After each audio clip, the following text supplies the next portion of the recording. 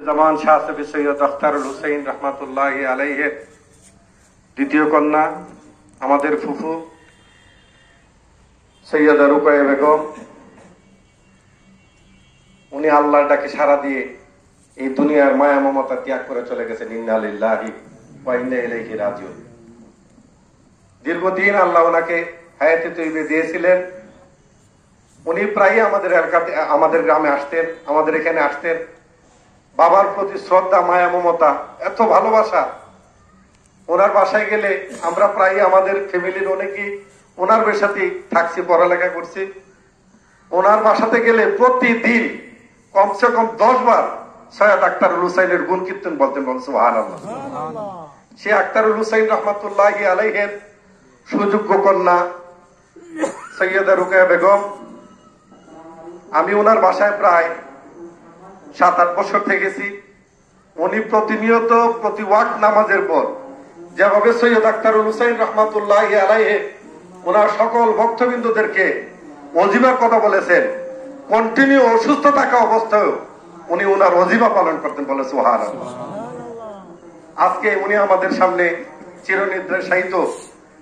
এই এলাকার অনেকেই আছেন, আমাদের হাবিলির গ্রামবাসী অনেকেই আছেন। আমার ফুফু কেমন ছিলেন? ভালো ছিলেন।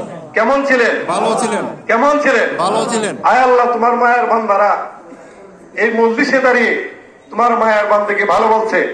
তোমার মায়ের বান্দাকে তুমি ভালো হিসেবে কবুল করে বলেন আমিন। আমিন। আর আমার ফুফু যদি আপনাদের কারো মনে, গ্রামবাসীর কারো মনে, হাবিলির কারো মনে কোনো কষ্ট দিয়ে থাকেন, আল্লাহর রাস্তায় আপনারা মাফ করে দেবেন।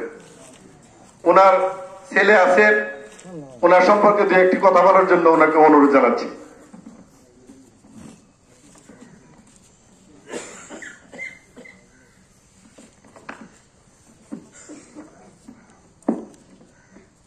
আসসালামু আলাইকুম ওয়া রাহমাতুল্লাহি ওয়া বারাকাতুহু।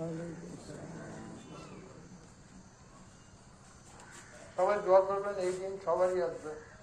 আমার নানা এখানে শুয়ে আছে, আমার মামার শুয়ে আছে, খালাদের শুয়ে আছে। আজকে আমার আম্মার পালা। আমার এক ভাইজান, উনি চলে গেছেন অনেক আগে। ওনার জন্য আপনারা দোয়া করবেন, আমাদের সবার জন্য দোয়া করবেন।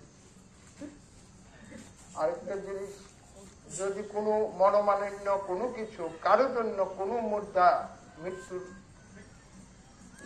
কবরবাসীর জন্য আপনাদের মনে থাকে, আল্লাহর রাস্তে আল্লাহর দিকে তাকাইয়া ওনাদেরকে ক্ষমা করে দিবেন ইনশাআল্লাহ। আসুন। আর আপনাদের কোনো পাওনা দাওনা থাকলে আমাদের কাছে বলবেন।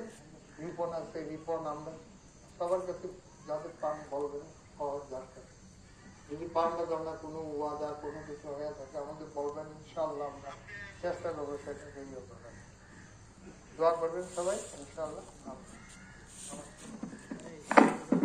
জানাজার নামাজ পড়বে আমাদের ফ্যামিলির বড় ভাই মাহবুব ভাই। পিছনে আমাদের চাচা আসছেন, একটু পথ রাস্তা দেন, ওনাকে সামনে দেন, সামনের কাতারে দেন। আমাদের দক্ষিণ বাড়ির মুসল্লিদেরকে আইসা পড়ছে, রাস্তাতে দেখা যাইতেছে অনেক মানুষ আসতেছে। আমরা একটু খতমে আম্বিয়া পড়ি, এক তসবিহ। আউযু বিল্লাহি মিনাশ শাইতানির রাজিম।